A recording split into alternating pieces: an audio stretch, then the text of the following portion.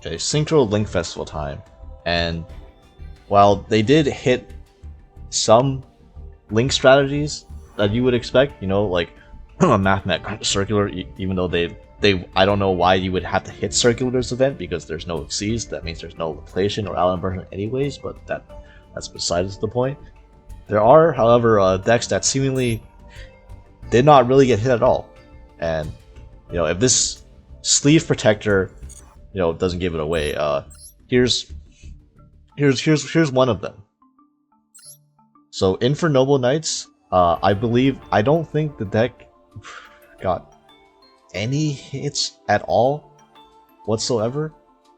Like at all. Maybe there's like a couple exceeds that you as like a 15 extra deck slot that you might have ran, but like you didn't.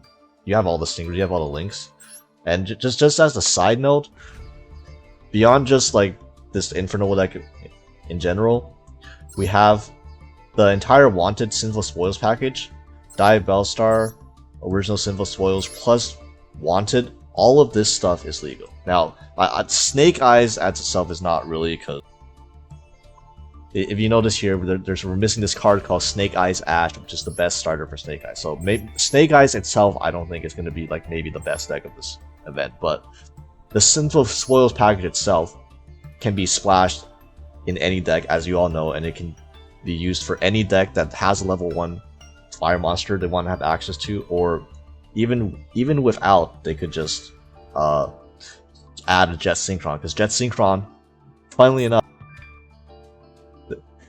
oh no, they limited Jet Synchron. It's really the second and third Jet Synchron that you search at with your second resolution of original Sinful Spoils. That's what gets you. But so yeah, any deck can run this package still.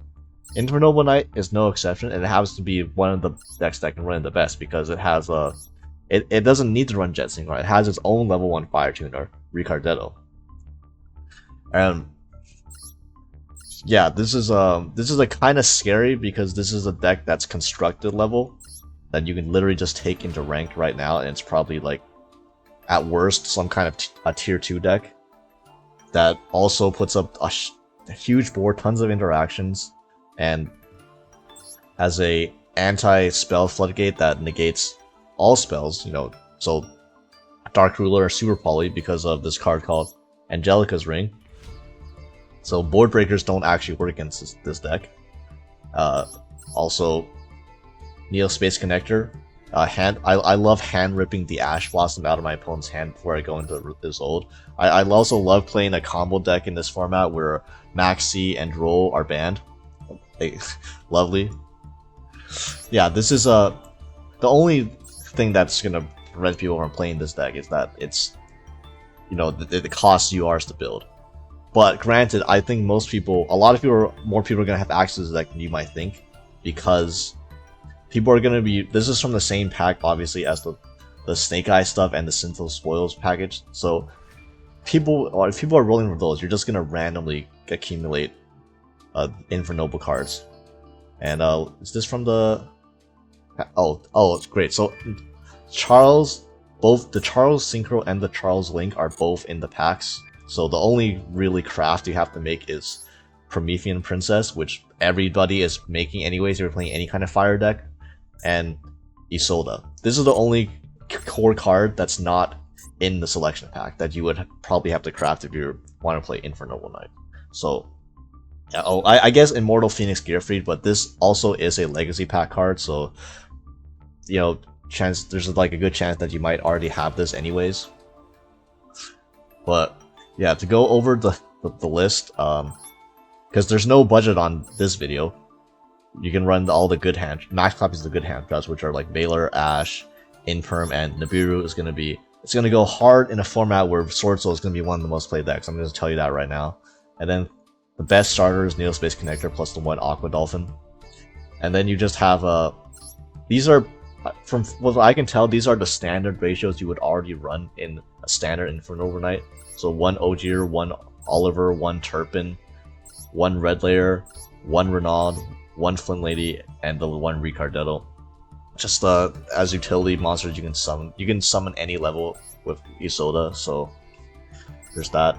And okay, so I lied actually. Super Quantum Red Layer is a level. It's an extender, warrior extender that you actually have to craft randomly. Just this one random UR fire warrior extender. But if you want to play this deck, I guess it's worth it to have it. And then, you know, the limited original sinful spoils, because you're definitely running multiples in the non-pure Snake Eyes deck. Yeah, sure. The 1 Diabellstar, the 3 Nibiru, the 1 Rhoda, 3 Heritage of the Shadow. Sorry, 1 Rhoda plus 3 more Rhodas plus 2 more Rhodas plus Living Fossil, just as another equip to send. Joy's Almace and Angelica's Ring, which I mentioned is the negate Super Poly negate Dark Ruler card. I don't even sure it's so yeah, okay, Dark Ruler is legal, so yeah, negate Dark Ruler with this card. Super Poly, I forgot this was a Synchro Link event, so don't have to worry about Super Poly most likely. And 3 of the field spell, and there's 3 Imperm. Could be Talons. The non-engine is like whatever, you could run Talons in this place. I wouldn't recommend running Called By or Cross Out anymore, because with Max C and Roll both being banned, those are the main targets you want to hit with Called By and Cross Out in the first place, as with most common decks. So you're going to see a lot of decks shift away from playing those two cards, which are pretty much just for going first to hit the turn-ending Floodgate hand traps, which, because they no longer exist, now you can free up those slots to run stuff like more extenders, or you can run more impactful hand traps like Nibiru instead, which is much better to have when you go second than a Called By the Grave, and staring down a Called By the Grave for a cross on hand, let me tell you that. The extra deck has a lot of room, because you only need like a few key cards. You need like 2 of the Captain Roland, 2 Angelica, 2 Charles, 1 Baron, the 1 anti-Nibiru card, 2 Link Charles, 2 Isolda, 1 Ferocious Flame Swordsman, the Promethean Princess, and 1 Appaloosa. Yeah, you can see like you don't even really need to use 2 of these. A lot of 2 of these for everyone, but it's just that you just have so much room anyways. It doesn't really matter. And frankly, so the one thing, okay, sorry, the one thing I mentioned that's might be prohibitive for playing this deck is the cost. But the other thing is that this deck is kind of difficult to play. I'm not gonna lie. I'm gonna be front with you. I don't know how to play this. I'm sure Hexlex did a video on this, and there's like, you can go to the Infernoble like Discord servers and stuff like that, because this deck is hella hard to play. I couldn't even begin to describe the lines to you. If I opened Neospace Connector into Isolda, I still wouldn't know what to do based on just looking at these cards. Like this is a really difficult deck to play. That if you want to learn it, be my guest.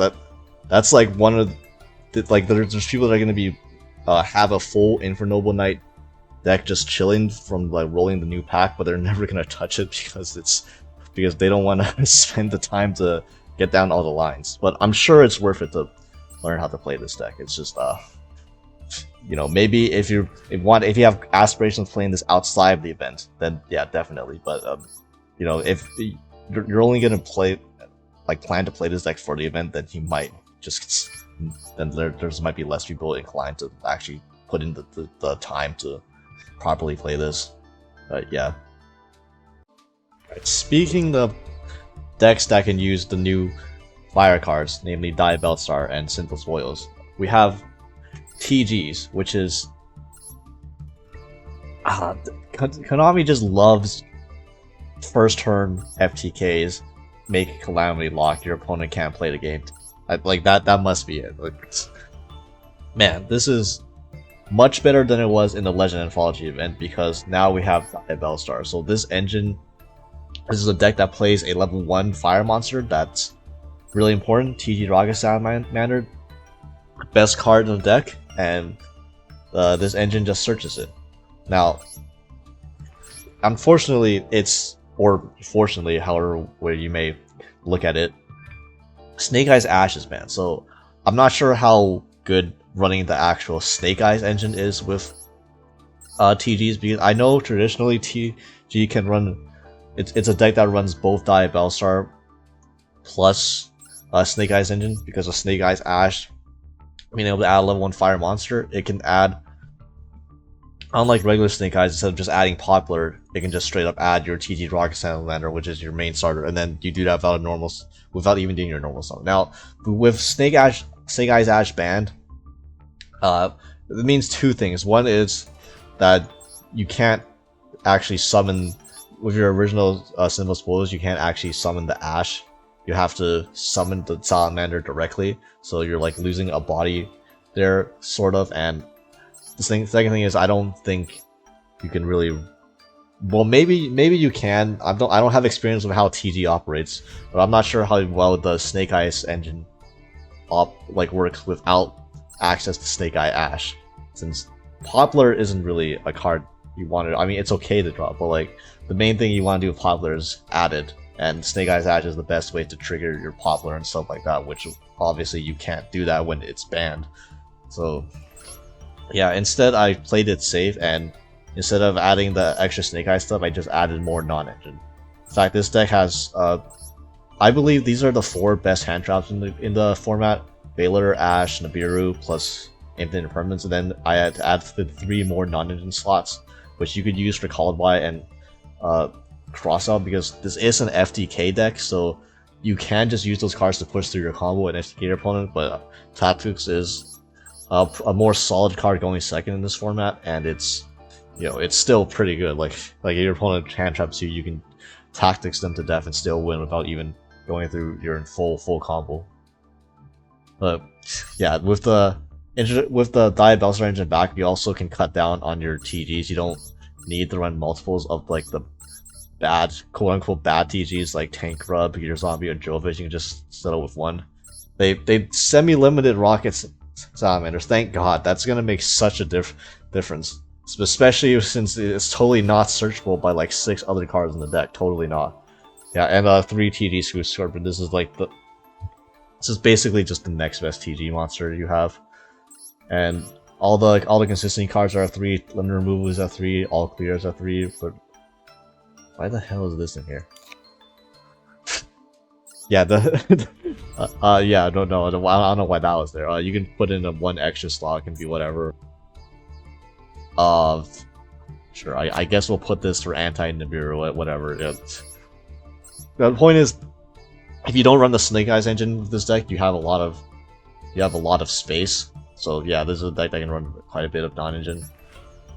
And the extra deck, since they banned the Xyz, you have more room for like extra copies of Dragon over Dragonar and like 2 Mighty Strikers, even though you probably don't need all these extra copies of cards. It's fine. Like, what else are you gonna run, right?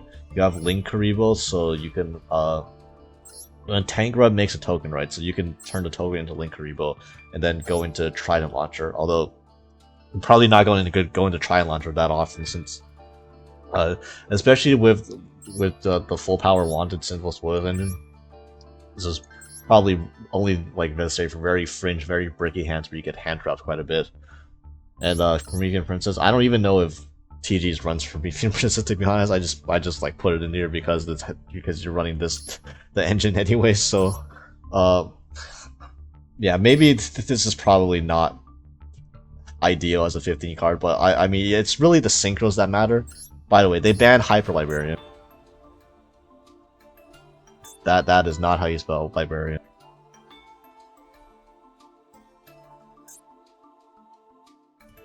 Yeah, they banned Hyper Librarian because, you know, this. Sure, I guess, you know, you lose a couple draws on your turn, but you know, they didn't ban the Crimson Dragon. They didn't ban the Calamity, so you can still. Oh no! Now when I Calamity lock you and escape your turn, I have 2 cards in hand instead of 3 or 4. Oh man, that's such a big detriment. Oh yeah, and then TG close. This is if you open really cracked, this is a counter trap that you can search this off of Mighty Striker. Although I think most of the time you would rather use the Mighty Striker to add an extender and you actually use Mighty Striker's other effect to dump TG clothes, and later on in your combo, you use Glaive Blaster to banish one of your monsters, and then because one of your monsters was banished, what this card was in the one of your Synchro monsters was banished with this card in your graveyard, you can just set this to the field for free. So it's basically you can access TG clothes semi-consistently, which is incredibly scary that you have a Calamity Lock build deck that can search a Solemn Judgment. Yeah, very, very nice. Man, between this and Infernoble Knights, man, going load up. I'm just telling you right now, if you load up on whatever hand trap you have, please. You do not want to get pseudo FDK this event.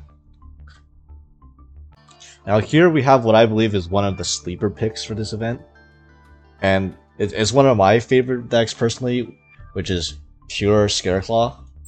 Now I haven't really gotten a chance to play pure Scareclaw ever since Vanadium basically got most of its support, because at this point there's not real much justification you can have to be playing pure Scareclaw over actual just Vanadium, because Vanadium uses the Scareclaw cards as well, and it uses them much better in a standard format. We'll just leave it at that.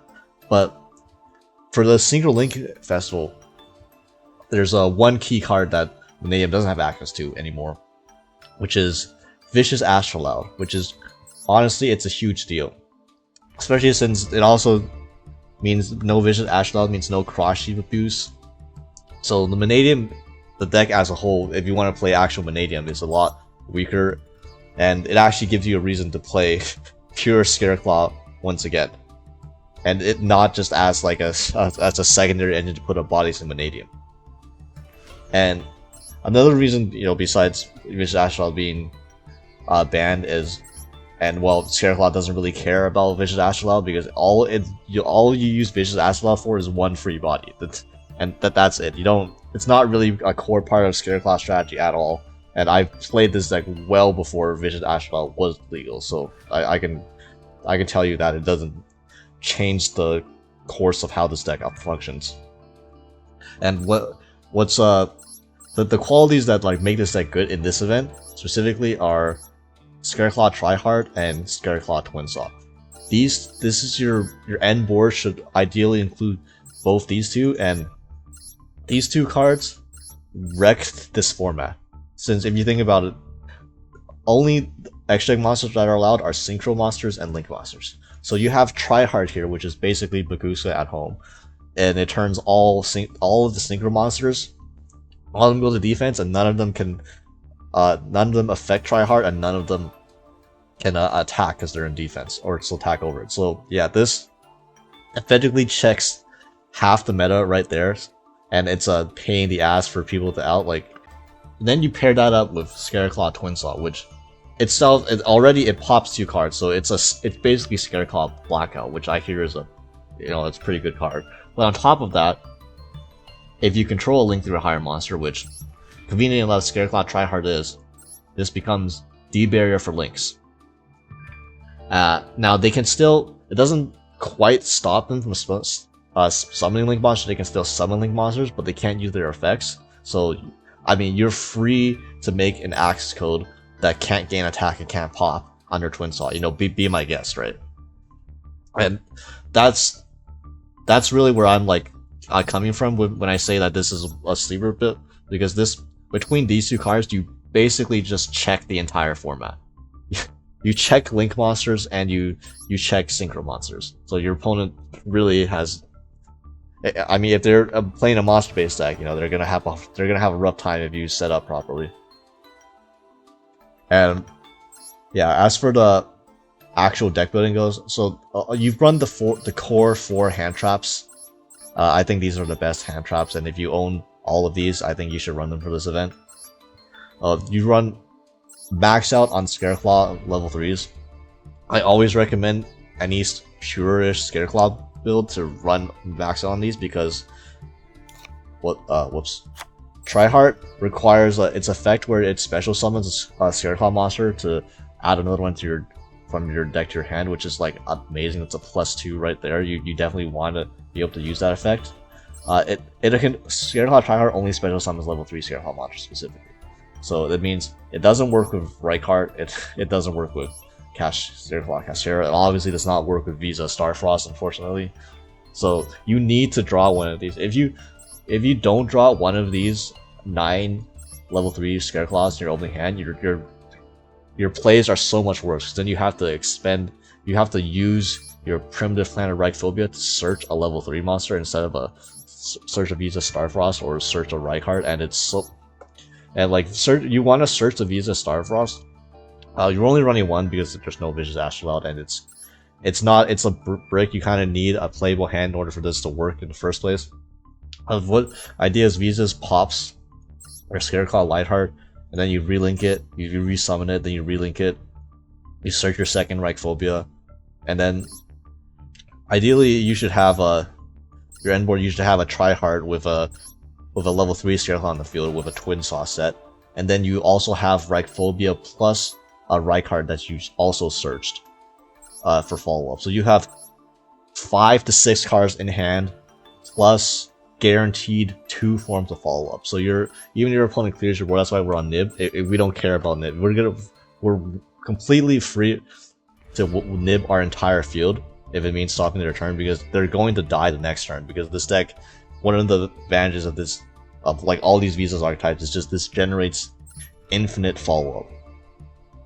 So yeah, that's a 9 level 3 Scareclaws, 3 Rykart, and the 1 Rhoda, the 1 Visa Starfrost, the 1 Scareclaw Cashera. I don't think you need really more of this, especially since you're not running Fender. So this is helpful in that Scareclaw Tryhard turns all your monsters to defense. So usually the only monster I can attack is Tryhard, and which is fine a lot of time because Astra gives your Tryhard extra attacks, but Scareclaw Cashera just helps you push for more damage, because even though this is the one monster you have that can actually attack in defense position, so you can actually attack with both Tryhard and Scareclaw Cash. That's how you do a 1-card OTK, but also it just helps going for game much easier. And you'll notice we're running the Adventure engine. I know Griffin Rider is banned, so we're doing Legal Knight stuff. And what this is just essentially it gives you 2 defense position monsters. That's it. If you didn't know, like Tryhard or Rykart gains an additional effect if you have 3 defense position monsters in the field. You get to draw a card, and then Reichphobia can also pop a card if there are 3 defense position monsters in the field. So just Avenger Engine just giving you 2 defense position bodies on the field for free. It just triggers your Scareclaw card's effects as bonuses. And I honestly don't even end on a Legal Knight too often. This is a good board breaker. It's not as good as strong as an interrupt, because it bounces, but you give your opponent a body in the process. So it's, with one exception that I'll explain, it's not the most ideal interruption. And if I open Rite of Iron Mystere, I will actually search Water Enchantress over Legal Knight, just because Water Enchantress, you can just summon it as a defense position monster, effect monster, and then you can use this to link off into Tryhard just as an extra body, because Tryhard doesn't need Scareclaw monsters, it actually just needs effect monsters, like generically. So yeah, then you use the Water Enchantress, then you have a follow-up on the next turn. You have, on top of the follow-up I mentioned from Reichphobia and the Search Strike card, you'll have the follow-up for Rite of Armor here on the next turn with an Illegal Knight still in your deck. So yeah, that's generally what I prefer to do with the Avenger Engine. Now there is one application of Illegal Knight, and that's against Sword Soul. There's one card that breaks your setup of Tryhard plus Twin Saw, and that's exactly 1 Vishuda. If they have to go Ashuna into summon Vishuda, then that loses to Twin Saw, because that just gets popped by Twin Saw. But if they just leave with Vishuda, they can bounce your Tryhard, or they can bounce your back row back to your hand, and then get rid of interruption that way. So Illegal Knight actually just blocks that completely, because as soon as they link off their Vishuda into Monk, you Illegal Knight, bounce their Monk back to the extra deck, and then you give them Illegal Knight. So now, not only did you get rid of their non-effect monster to use Vishuda with, they also control an effect monster now, which means that they can no longer special summon any more Tennies from hand. So they also cannot get the Vishuda live if they have an extra Tenny monster in hand too, which is just a random you know, giving your opponent's monsters, it's always used for intended purposes. Like it's never a toxic thing that can be generally used to screw up your opponent's strategies, and it clearly not, right? Yeah, the extra deck is just the Tri-Hearts is what really matters, and the Light Hearts, and the rest of the stuff, honestly, it can be whatever the hell you want. I'm just running 2 level 10 Synchros because there's room. You hardly go into these anymore because without Astrolabe, you don't really have enough bodies to make both a level 10 Synchro and Tri-Heart. Link Spider is for the adventure token. Cherubini, you can turn 2 level 3s into Cherubini to dump Water Enchanters to search your adventure engine. IP, you never go into this, I don't know why this is here. 2 Charmers because you have room for them and you have Earth and Dark monsters. Selene because Valor is a spellcaster and Water Enchantress is a spellcaster, so you can use this to go into Access Code for game, and Access Code is a Link monster, so it can still attack while you control Tri-Heart, so that's nice. And Unicorn is just it's, you know, if you got a non-targeting remove, if you got a non-destruction remove monster, yeah. Yeah. This deck is, I'm gonna test it out. I think this deck is gonna be pretty good for this format. Oldie but a goodie. This is Tri-Brigade. Now, I don't understand what the hell is going through Konami's mind when they designed these ban lists half the time. Clearly, they knew Tri-Brigade was a deck, right? But, you know, they thought, oh, so the hit to Tri-Brigade is to limit Nerve Ball to 2, because that's gonna affect literally anything involving how the deck works. I mean, sure. Thank you for reminding me that this deck exists. So, anyways, this is Tri-Brigade. This is just Tri-Brigade with so I'm including the Cerberus package because we're playing the Rescue Cat version, and you can play the Scareclaw version too. I'm pretty sure that's still fine. It's just that you don't have Vicious Astrolabe. So if you don't have Vicious Astrolabe, that obviously it decreases your ceiling because of Cry Out with Cross Sheath plays, but also you can't use the Hero Lives engine, which I think was the best start in that deck. So I'm just keeping it simple and going back to basics. Basically, the combo with Rescue Cat is if you resolve 1 Rescue Cat with the Cerberus in deck, you can end on Appaloosa, Herald of the Arclight, Double Dragon Lord, and a Revolt set, which that should be good enough to win the game. I'm pretty sure that's good enough to win the game, especially considering we run 13 hand trap in this deck too, and you get the, you know, cycle stuff with Ferrijit. And we're running the Gamma package because you have to, I think if you run the Rescue Cat version, you should run Gamma, even though there's no Max E, so it might be a little less consistent. Still, Gammaing Ash Blossom on your Tenki, your Fractal, or your Rescue Cat is just the easiest bait in the world, and then that you just auto win because you just rip 2 cards from their hand with Omega in that case. So that's really nice there. You notice I'm also running the Tri-Brigade, or Jesus Christ, the Tri-Brigade engine in Tri-Brigade deck. Come on, dude. The branded engine in Tri-Brigade. Even though there's no Verte, so you don't do actually end on Mirror J, you just use this as card advantage. The idea behind this is with every other combo that's not Rescue Cat, you can, instead of doing the Cerberus play, you can dump Mercurier with Kit, and then you banish Mercurier, and then when Mercurier is banished, obviously, you get to add a branded card to hand, so you just add Albion, you send Branded Sword to draw a card, and then you add the Tri-Brigade Mercurier back to hand, so you basically, during your combo, you get 2 free cards in hand, and Tri-Brigade does a lot with just 2 extra cards in hand. So the Mercurier itself is a Tri-Beast monster. You can actually just summon this with Ferrijit just to get an extra ball in the field to make something like an Appaloosa with, but also, the 2 cards in hand, at minimum, at worst, you can put them as free putbacks for Ferrijit and Bearburn when you search Revolting, get a free draw. So you essentially just get a free. This engine gives you a free draw off Albion. The Mercurier you can convert into a free draw off of Ferrijit because you just put the Mercurier back. No big deal. Or you can also put it back for free with Revolt. So you're basically letting yourself get a Revolt for free when you access this engine, which is really nice because Because this deck runs a lot of non-engine already, so you can imagine just instead of having to put back something like a Veiler or an Infernoble in the bureau, you get to keep that too. So yeah, it's pretty nice. And also the 2 extra cards in hand you can use for Barum has another effect where you can special summon your banished Tri-Brigade monster. You don't often want to do this if you don't run this engine because you just don't have enough cards in hand to facilitate. Like sometimes if you have to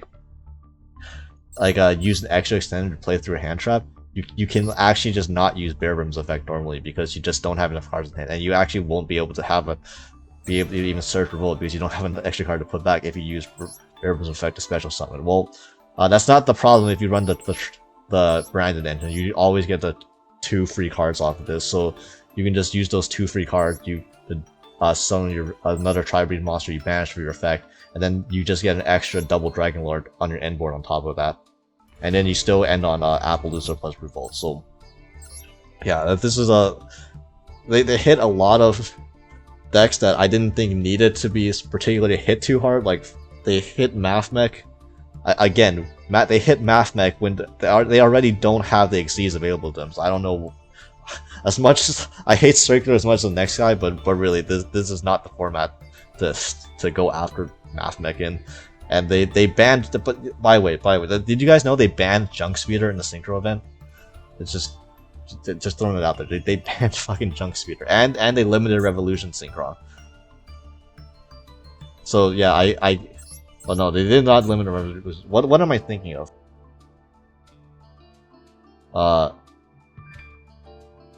It was Jet Synchron. Okay, they limited Jet Synchron and Junk Converter.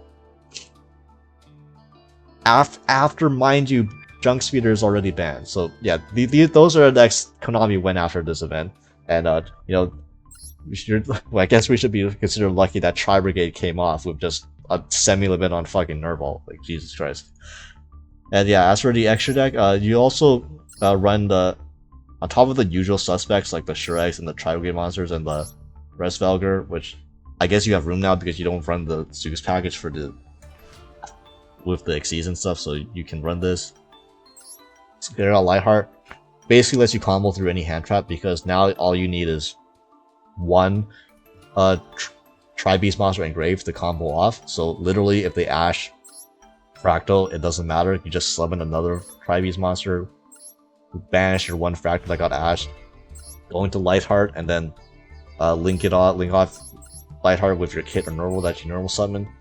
Go into like a Bearburn or Fairjeet, and then trigger your Nerval or Kit that way, and then just go from there. It's like the Ash didn't really matter at all. And yeah, Elf is legal with Pit Knight early. You can do a Pit Knight early plus Elf setup instead of Appaloosa if you want. It also lets you do plays where you literally where you have a bad hand, you can still, even your worst hands, you can still end on an interruption and possibly 2 with Revolt plus early. So yeah, this deck's kind of clean for this event. Yeah, so those are 4 of what I think are going to be among the best decks for this event. If you have any others you think I missed, and that I for sure I know I missed, there's a lot of decks available for this event, and I can't say I've played every single Link event. You know, feel free to let me and let all the other people in the comments know about it. Also, if your budget's a bit tight and you've tried to pull for a lot of alt arts and you tried to pull for like Blue Eyes cosmetics, I understand, and you're low on URs and you're low on gems. But don't worry, I got you. Here's some budget decks you can play for this event right here.